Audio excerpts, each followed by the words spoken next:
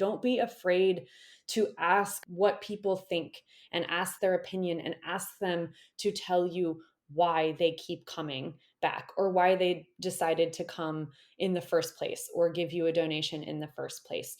Listening is extremely powerful. And again, you do not have to follow every single person's every single recommendation.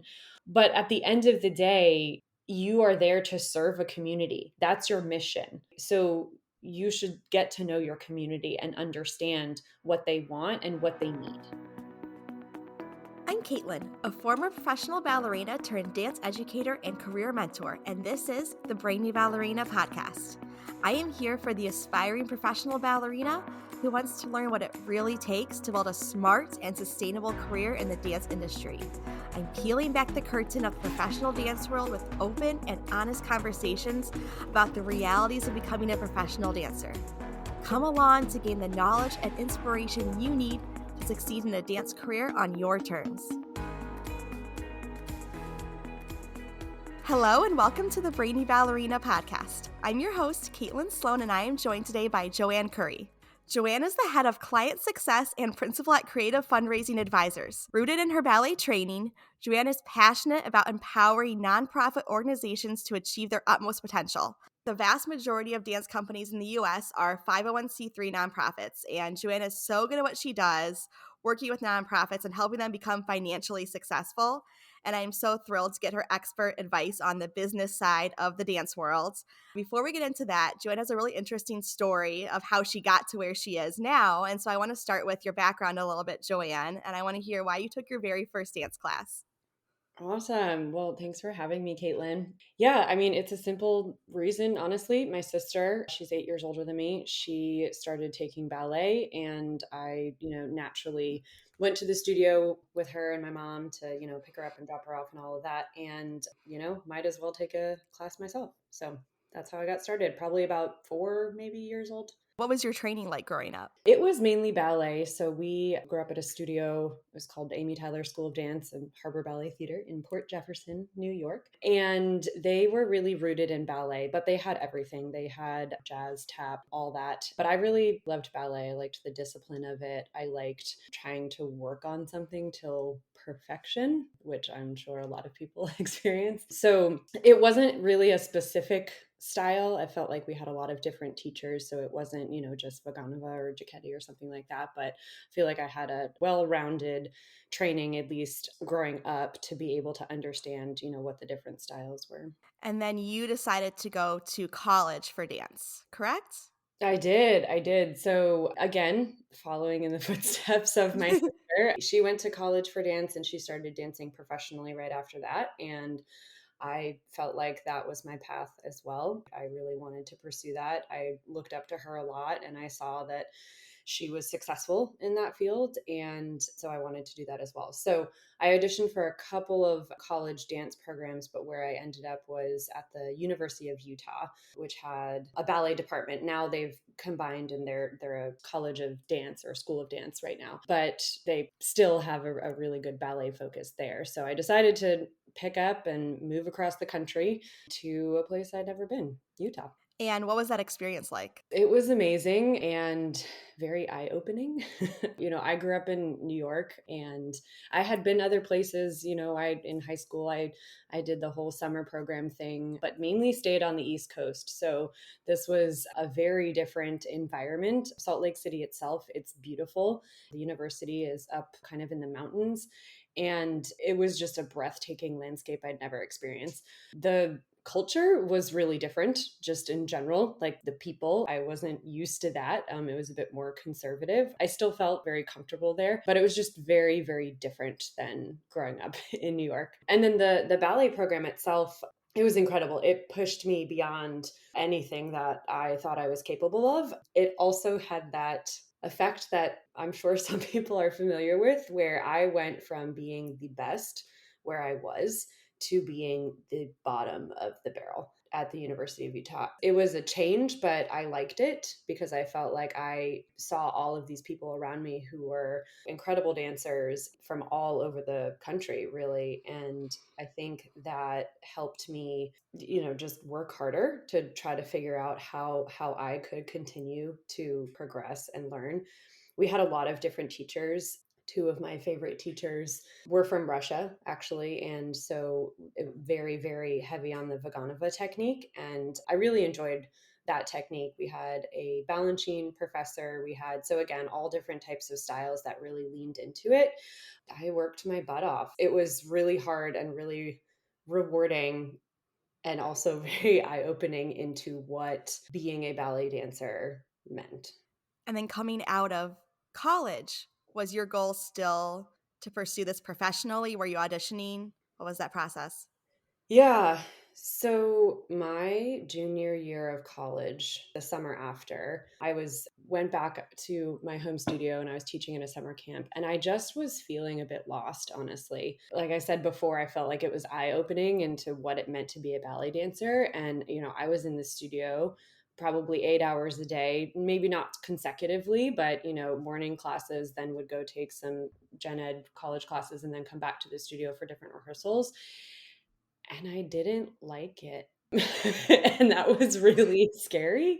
That was a really hard feeling to grapple with. My parents had supported me the whole time in my desire to move forward and get this degree, and I was really scared of honestly letting them down. But also, I was really just confused as to why I was feeling this way because I thought, since I was a kid and into high school, I was so sure as to what I wanted to do with my life.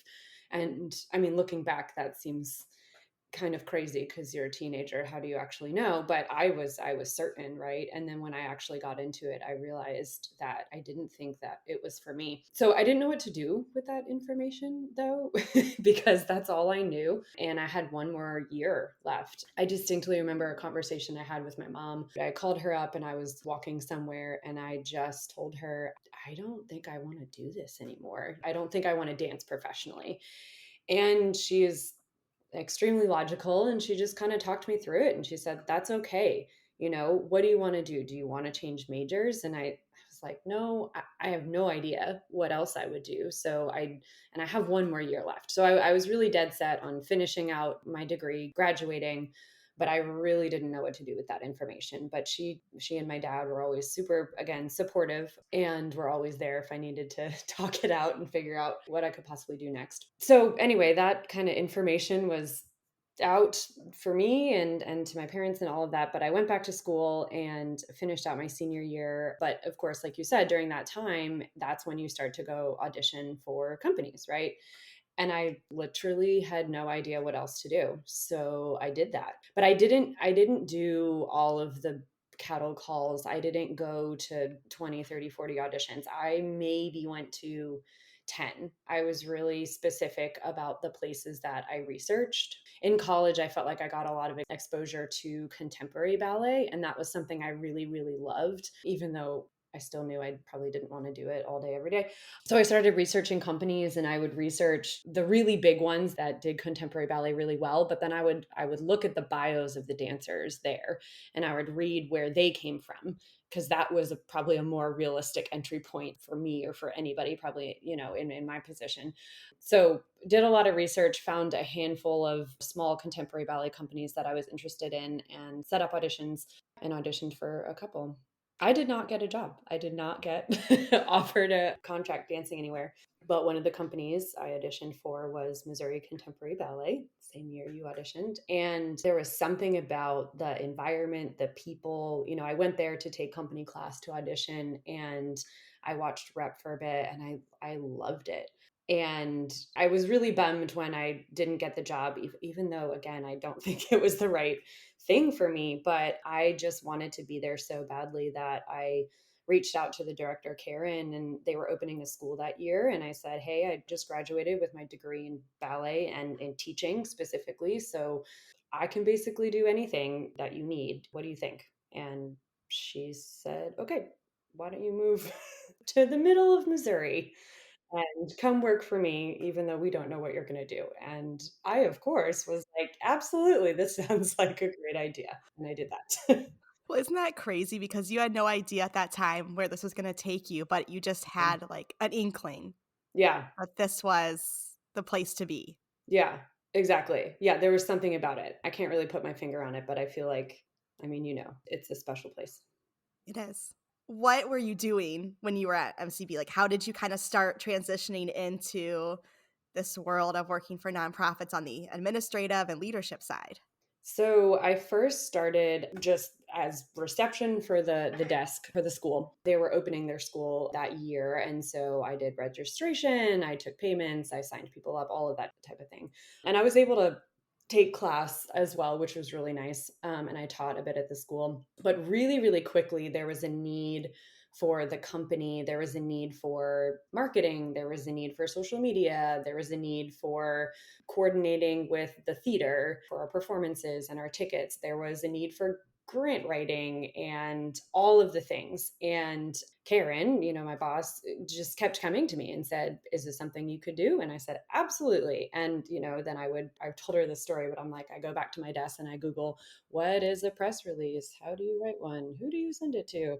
And that's how I learned. I mean, that was my first year, and she just kept giving me opportunity, and I just kept taking it. So I was there for 3 years, but I really grew into the role. It was established. I was the director of operations, which I'm really proud of. But I managed everything from that side. Karen was the executive artistic director. And so there was just two of us on the admin side. And I was really able to kind of take that and make it my own. So I learned a ton. Again, I dabbled in everything, the marketing side, worked a little bit with the financials. I learned about fundraising. I'm really grateful for that experience, because that's how I learn best. Just throw me in the deep end and I will figure it out. And she gave me that opportunity time and time again. And I think that's so valuable for dancers to hear because that is such a huge component of success is just that idea of everything's figure outable. Yeah. I don't know what I'm doing, but I'm just gonna go Google it and figure it out or ask someone. Absolutely. I've always said that I do not know everything at all, but I'm very confident in my ability to figure it out always. Do you feel like that came from being in the ballet world? Was that just innate for you? Yeah, so in the ballet world, I feel like you're constantly self-motivated to try to continue to improve. And so you are given challenges with maybe different choreography that you've never experienced before, or, different styles, or even something that you've been trying to work on for years. And, maybe somebody says something different that helps make it click for you, but you're always trying to find a new way, I think, to think about things and to improve what you're doing. So absolutely, I think that came from my training and from being in the ballet world. Totally, and I think there's that idea too of, like, the show must go on. You have to Oh, figure it oh out, my right? gosh, Like, you're gonna yes. be on stage doing this step, whatever it is, this choreography, and so it's like you have this deadline and you're like, "I gotta figure it out," Yep. and I think that does feed into us in any area of our life. Yeah, and I mean, there's nobody but you, right? Yeah. Especially if you're on stage and it's happening, like, you have to figure it out, right? If something goes wrong, it doesn't matter. You got to keep going. And yeah, that perseverance, I think, has really helped me in my career. Do you want to stop worrying about what's next after high school? You're not alone. Many dancers struggle with the decision of which path to take after high school. Should you attend college for dance? Should you strike out on your own in the real world of professional dance? How do you know which path is right for you? I've been there myself. That's why I teamed up with my colleague Gina McFadden of Dancer 360 to bring you the College Dance Decision. The College Dance Decision is a digital course that will help you take stock of what you really want after high school, develop a plan and a backup plan toward achieving your goals, and provide actionable advice to connect with your parents to bring your dreams to life. We've been in your shoes. And while we took completely different paths, we both came out on the other side with professional careers in ballet. Let us save you countless hours and dollars by providing you with the structure to make an informed, empowered decision about your future. Head to the link in my show notes and take action to cut through the fog of anxiety and confusion and finally get a plan for your dance future. I want to switch now into talking more about nonprofits and this whole business side of dance that I think is not talked about a lot. But it's so important for dancers because we want to get paid. We want Yep. to be financially stable. So we need to talk about it. I first would love if you could just define for us what a nonprofit business is. Yeah, so a nonprofit business really simply is one that is set up for a cause and not to make a profit. But there's a very clear distinction in that they are still a business. You can still make a profit, you just reinvest the profits into your business, into furthering the mission of your organization, right? Rather than giving bonuses to the highest people and all of that. So, yeah, nonprofit, it's a tax strategy. It's not a business model in the sense that like we have to run things differently. It's just what do you do with the profits at the end of the day and you reinvest them. Yeah. You'll hear something along the lines of, well, we just can't pay you because we're a nonprofit. Yeah. And that has nothing to do with why they can't pay you. Nope. Maybe they can't pay you because they're not making enough money. Right. Their business model is not sound, Right. but they're not paying you because they're nonprofits. And that kind of is something that I think companies tend to fall onto as like as an out. Well, Yeah. what are we going to do? We're a nonprofit. Yep, I completely agree. It's so frustrating every time that I hear that. So many people, have said to me throughout my entire career, like, "Oh, you work for a nonprofit, you must not make a lot of money." I'm like, "No, I'm good. I'm doing well." My current firm, right? We service nonprofits. Those are our customers, our clients, and again, people are like, "Oh, well, you must not be doing well." I'm like, "We're doing great." Most of the time, it's because they haven't run their business well and that's why they don't have the funds to pay you. It's not because they're a nonprofit, but they tend to lean on that excuse. And quite frankly, that's unacceptable. What are some of the biggest mistakes you see specifically in nonprofit dance companies? There's a couple. So, one is that probably both internally as the organization and an external perception is that ticket sales pay your budget. And they absolutely do not. This goes for any ticketing type of organization, like a museum as well. But typically, ticket sales make up less than 10% of your organization's budget. It's great. We need it, right? It's called earned revenue. It's absolutely a part of the financial model, but it is by no means how a company supports itself. So I think that there's a lot that goes into like marketing for shows and all of that and buying tickets. And it's extremely important.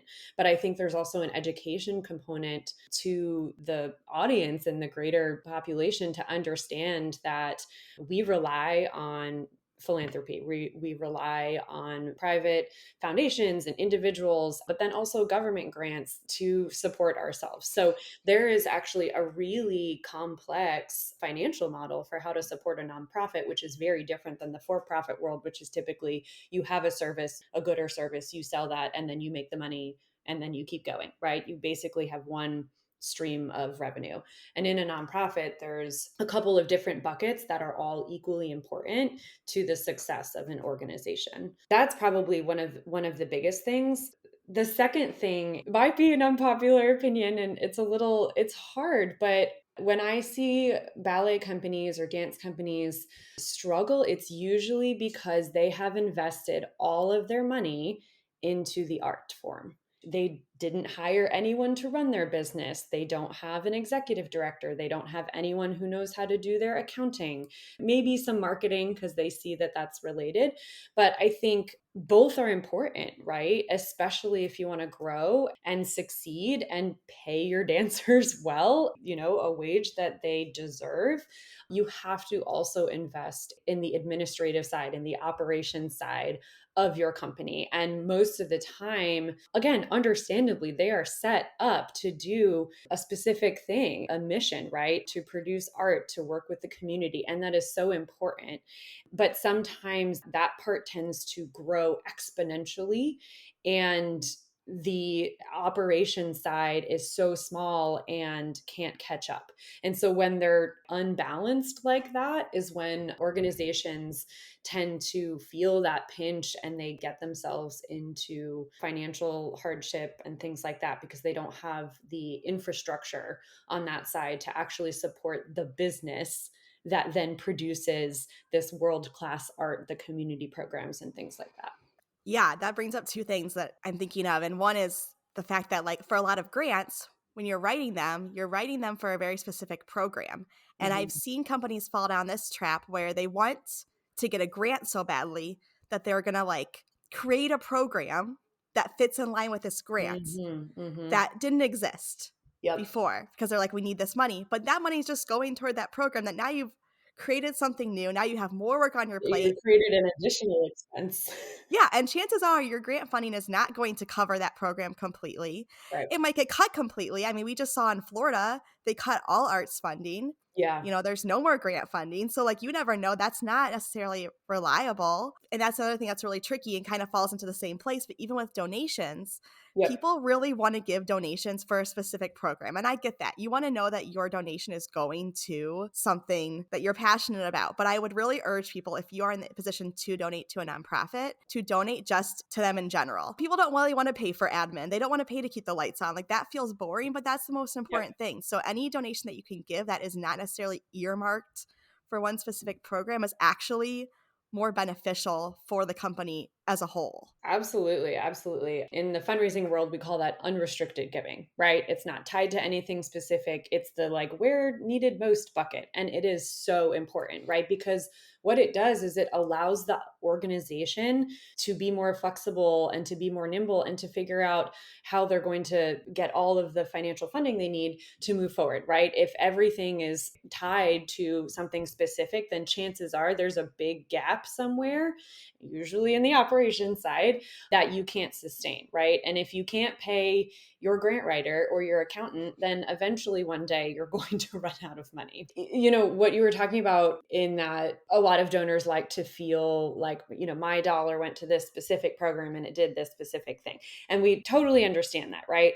But actually, I've been talking with a lot of my clients about this. What we want to do is transition that type of giving and language, which is very transactional, right? I give you money, you do this program, right? To vision based philanthropy. We have a vision where every single community member has free access to the arts, right? Or every single third grader gets a class in dance for gym their entire year because that builds self confidence, right? That's a vision. And if you can give to a vision and connect with the ultimate why are you doing this? Why does it matter? And why do I care about this? Then that kind of unlocks A, larger gifts, but B, not as restricted philanthropy, right? So we can still talk about the impact of that community program that you so deeply value, but we talk about it in the grand scheme of things, in that, again, every child deserves free access to the arts. Every child deserves a safe space where they can be creative and express themselves. And that's the vision. And if you give to that, it's not pigeonholing it into a specific program. But then what we can do as fundraisers is talk to that donor and say, we served 10,000 third graders this past year. And what we found is their grades were better, and, you know, all of these things. So we can still tie the impact of their giving to what they're passionate about, again, without pigeonholing it to one specific thing and kind of tying the organization's hands with what they can do with the money in the first place. That's huge. And I love that you said that because I do see a lot of companies and just on Facebook posts like that I see pop up where it's very much like, please give us money because we're a nonprofit. Right. And that is the full verbiage. And it's like, we get why it's important. We understand why it's important to us, but your audience does not know that. They need you to make it important to them. Mm-hmm. Yep. So it's not enough just to say, we don't have any money. Please give us more. That's not really triggering enough to a person who is coming across a lot of asks every single day. Most of us are asked for donations to share our income many times a day, Oh and we're yeah. happy to make choices. We can't give to every single thing. So you've got to trigger something in them that says, oh, wow, this is really important to me. This is actually something that makes me feel something. I feel like good about this. And so it does take a little more finesse, but it's very, very worth it because, like we've been saying, this donations are a huge driver for a company's success. Yeah, absolutely. It's so important to be able to find that thing that connects the donor to the mission and the why. Two things you made me think of when you were talking is one, earlier you said, we're a nonprofit, give us money because we need money. Terrible ask. We call this making your problems your donors' problems. It's not Ooh. their problem that you don't have any money. That's your problem. That's not a compelling ask. And then the other thing, like you said, everyone gets so many asks every single day. Email is just flooded. Email is the new junk mail for like snail mail, right? Now to stand out, you should send somebody something in the actual mail. That's so true. Right, right. But you get flooded with asks, and sure, they're all worthy causes. But the thing that's really important is that you should find the ones that are meaningful to you, right? And at the end of the day, as fundraisers, our job is not to convince every single person everywhere to care about the organization that we work for, because that's just not realistic. First of all, there's a place for everyone, and there's enough dollars to go around, right? So our job is actually to find the people that already care about our organization and then help make a deeper connection and form a relationship with them and help them see the impact of their dollars, of their generosity, and of their relationship with the organization throughout the years. How do we find these people? Yeah, $1 million question, right? Actually, it's simpler than you think. So, if you are a ballet company, again, going back to ticket sales, you have an entire audience of people that purchase tickets. And you can look at that data and see, how many people bought one ticket to one show for the entire year. But then who are the people that bought a ticket to every single show, right? You have your season ticket subscribers or people who buy single tickets to every single show, or people who buy multiple tickets to the same performance night after night because they loved it so much. So that is literally a captive audience. And that's where you start. That's just one avenue. Of course, there's people who give to you already, but look for the data. Who has been giving to us consistently for 3 to 5 years? Who has been buying tickets consistently for 3 to 5 years? And those are the people that you should pick up the phone and call. And it starts with a get to know you. It starts with a question. Hey, you've been coming to every single show since 3 years ago. Tell me a little bit more about that. What makes you come? And the same thing with a donor. Hey, you've been, giving to our annual fund, or you give us a contribution every single January. Tell me more about that. Why us? And then you get to learn from the donor why they're so interested. So it's really just a natural conversation, right? You already have something in common. They are there. And so that's where you really start to kind of have that conversation, get to know them a bit better, and then figure out what is the best way to keep them connected and engaged, right? Some people love coming to receptions and things like that. Some people hate that. Some people like just taking a walk, going a coffee. Some people like meeting one of the artists. Like there's so many things that you can do to help connect a person to an organization and to something that they're passionate about. That's really good. And I think that's such good data to have just moving forward, too, even for like a simple Facebook post. Like, wow, I've heard many people say that they want to come to the show because of this thing. This is what keeps them coming back. Let's use that. Yep, exactly. When it comes to dance ticketing solutions, I have tried them all, and honestly, none can hold a candle to DRT, the premier online ticketing provider for dance studios. Whether you're planning a recital, a summer camp, or the Nutcracker, DRT is the one I recommend over and over again. So, what sets them apart? DRT offers turnkey solutions and custom ticketing sites completely free. Plus, their dedicated customer service team works extended hours to support both you in the dance studio and your patrons. I have been lucky enough to experience their incredible customer service firsthand, and I am always blown away. No request is too crazy. They always find a way to make it happen so that you can sit back and focus on the dancing, knowing your customers are in great hands. Are you ready to get started? Tap the link in the show notes to learn more, and be sure to mention that the Brainy Ballerina referred you.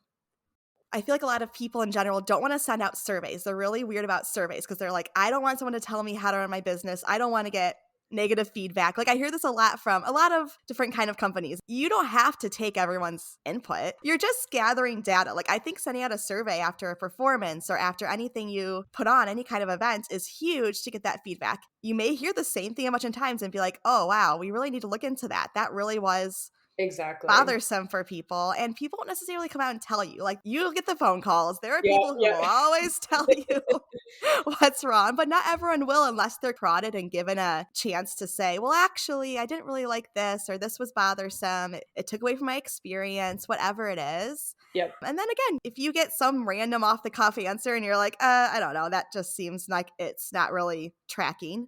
It's Yep. fine. You don't have to listen to all of it, but it's good to have the information. It's more power for your company. Absolutely. I'm glad you brought up surveys. Like they are such an important tool for collecting that information, like you said.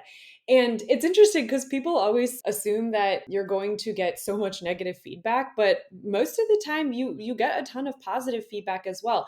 And what's really telling, again, you have season tickets or you offer a lot of different like programmings like Q&A after the show, and so many organizations do like events and programs until they're blue in the face.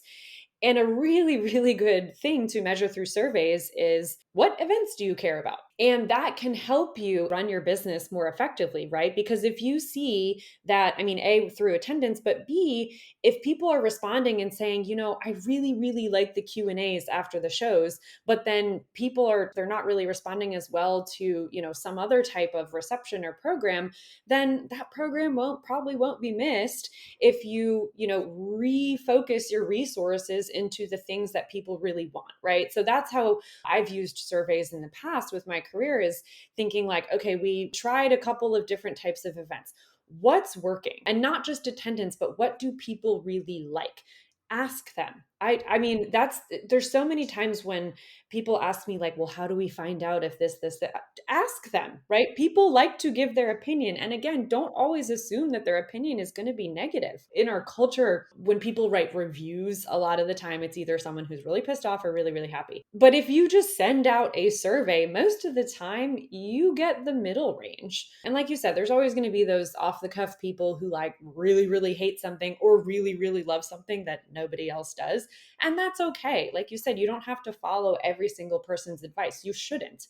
But what you should do is collect that data and take a look at the patterns and then use that to inform your decision making process moving forward. Should we continue this event? Do people attend and do people like it? That's a really, really good question to ask. It will help you plan for the future and again, plan with your resources better. No, that's really good because I think as artists, especially, we're like, we really love this thing that we're doing and it's feeding something in our soul and we want to do it. And maybe our audience isn't so into it. So there's definitely that happy medium between like, you need to put out great art. Yep. And that's why a lot of companies do the Nutcracker. Oh, 100%. Some dancers love it, but if you ask a lot of dancers, they're like, Nutcracker season again. Yep. Because we've done it a million years. It's kind of just like, here we go again. But you have to drive that revenue because we know it sells tickets. We know people want to come see it, and it's going to help fund maybe some of the more passion projects or more like experimental performances you want to put on Yep. that your audience doesn't really know about. You don't know if they're going to buy a ticket to it, but you now have this option because you've driven revenue in a different way. 100%. Absolutely. Yeah. There's definitely the like art for art's sake, right? We want to do this because we believe in this art. We believe in the message that it's portraying, but it might not be the most popular thing in the community. And again, you can't force everyone to love it. But what you can do is provide an entry point to something that is popular, like the Nutcracker, right? It drives revenue, but it really is that entry point for so many people into the ballet world. And I am also one that's like, oh, the Nutcracker, whatever. But I started to really realize that this is great for audiences because this is something that people go see and most people can connect with it and they know what it is and they love it.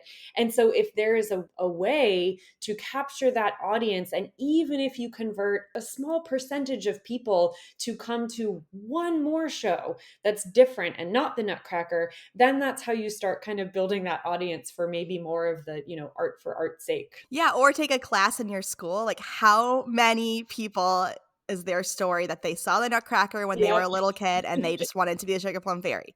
Like, we hear that over and over again because there's something so special and magical about it, and it gets people excited about dance. And that's the other thing too is, within your school, not every single dancer you train or work with is going to want to become a professional dancer, but the hope is that they're going to fall in love with ballet and want to keep going to the performances or supporting through donations or whatever it is.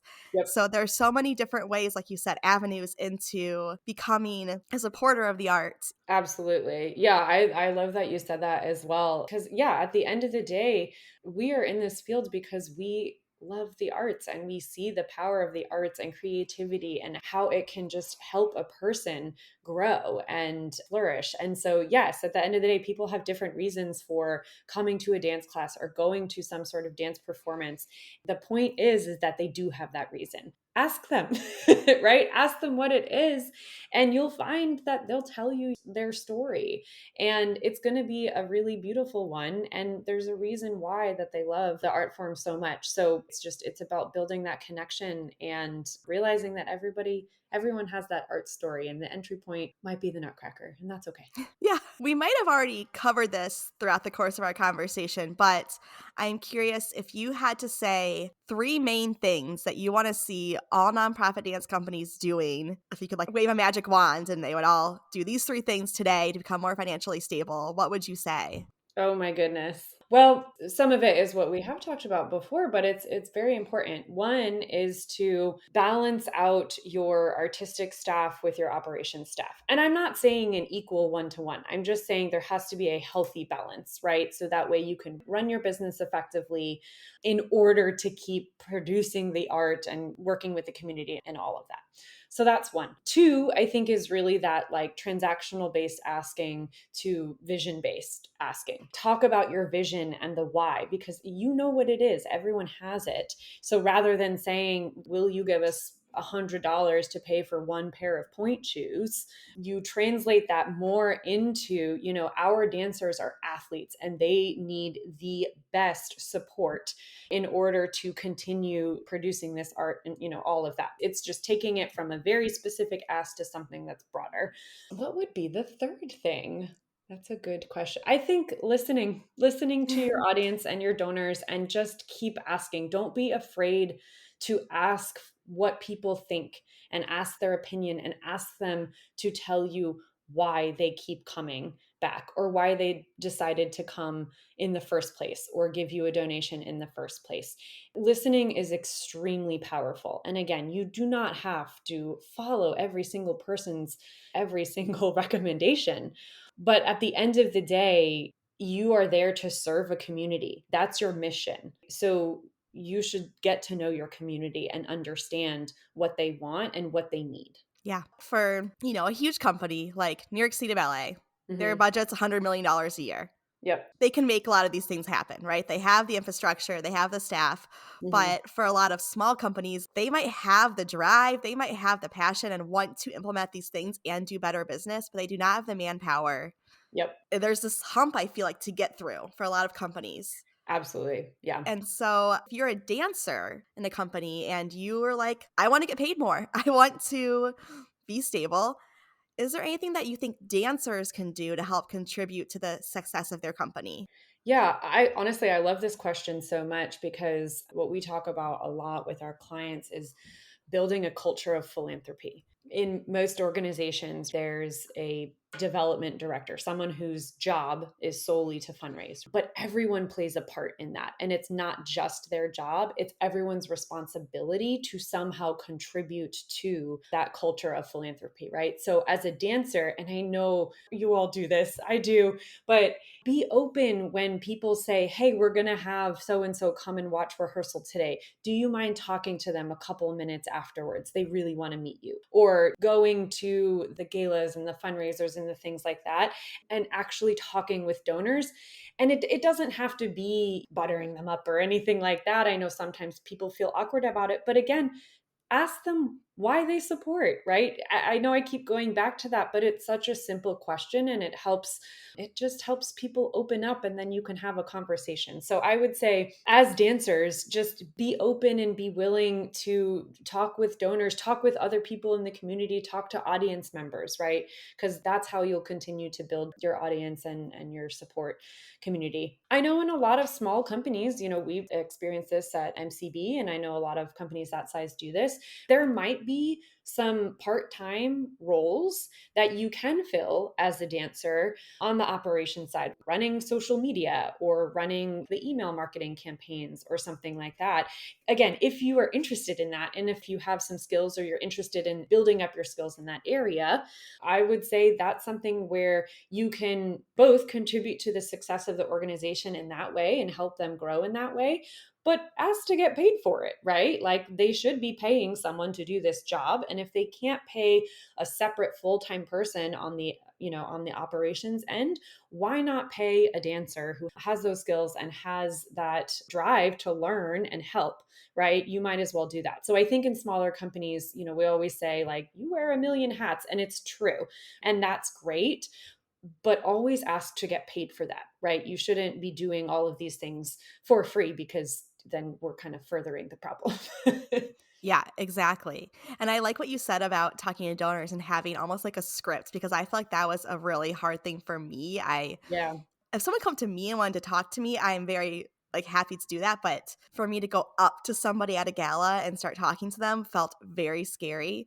But even just what you said of going up and being like, why do you come to the shows? How long have you been coming? What was your favorite part of the show? Like, do you have a great memory of coming to performance that you want to share? Like, just those little scripts that you can have in your head is just really helpful to break the ice. And then you'll realize it's not so scary because I feel like a lot of times I would be just really nervous around a lot of people. These galas are very important people in the community, and I would just be very nervous, but they're just people. They just want to They're just chat to you. people. They're just people, and honestly, they look up to you, right? Hmm. That's the thing you have to remember as well, is, like, they look at you in awe on the stage doing something that they could never do, or maybe they've done in their past lives, but they're so in awe and respect the dancers that they do wanna talk to you, and I totally get it. I'm actually the same way. I know it's kind of weird because my career's been in fundraising, but I also get really nervous going up to somebody that I don't know at an event. Actually, those are the questions that I started to, like you said, kind of have talking points or hold in the back of my mind,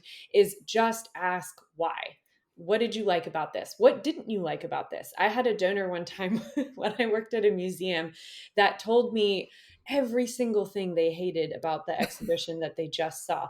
And you know what? It was a strange conversation, but I learned a lot about that person. They don't like that type of art. Great, that's fine. But they said, but I loved the one that you did before, and I'm going to keep coming back. Yeah, having those little talking points, I think that's a great tip for any organization, is if you're asking, your dancers and your artists to come to an event and, to mingle with people, give them some talking points or give them a couple questions that they can ask to get conversation going. This has been so helpful. And just to kind of sum up everything we've talked about, I think the biggest things that we've discussed are the fact that a nonprofit business is still a business. You have to make money. You cannot be stuck in the starving artist mentality if you Yep, want to run a successful business. You're putting your money back into the business. You make more money, you can pay your artists more. You can absolutely. do further your mission more. There's no downside to making more money as a nonprofit, even though in our heads we think we can't make money because then we're going to lose our status. That's not the fact. Nope.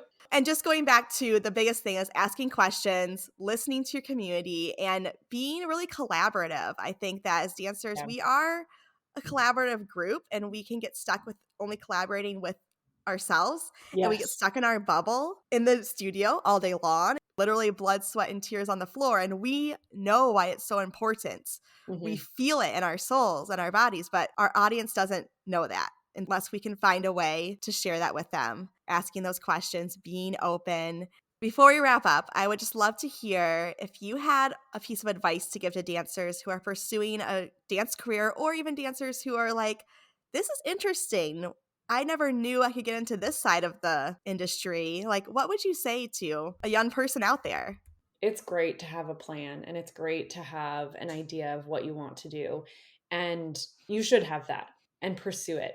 And you should be very open to where it takes you and where life takes you, because it's never going to work out exactly the way that you want it to. And sometimes, like me, it'll take a very, very different turn. Look for that and be open to it, and know that life will lead you in a direction that will make you fulfilled and successful. And so, whether that is continuing down the dance world, but maybe it's not dancing for the exact company you thought or doing the exact type of rep, maybe you start to realize that, oh, I'm really good at contemporary, or I'm really good at modern, or I'm really, really good at ballet and I should keep doing that.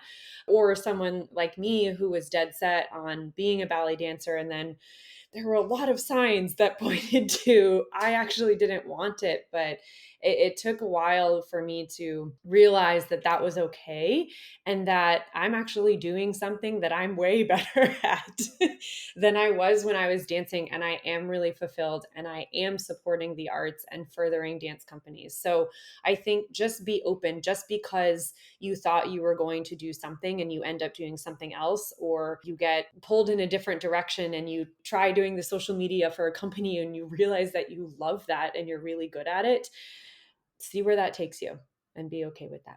Yeah, that's really good. If anyone out there is listening to this and they're like, I want to pick your brain more, or I want to hire you because you're amazing at what you do, can you tell us how we can reach out to you? My company is called Creative Fundraising Advisors. You can visit our website, creativefundraisingadvisors.com, and there's a way to contact me on there, and follow us on LinkedIn and Instagram. We have an amazing staff that are all equally passionate about helping nonprofits in the arts, but also in other sectors as well. So always happy to talk and brainstorm. One of my favorite things to do.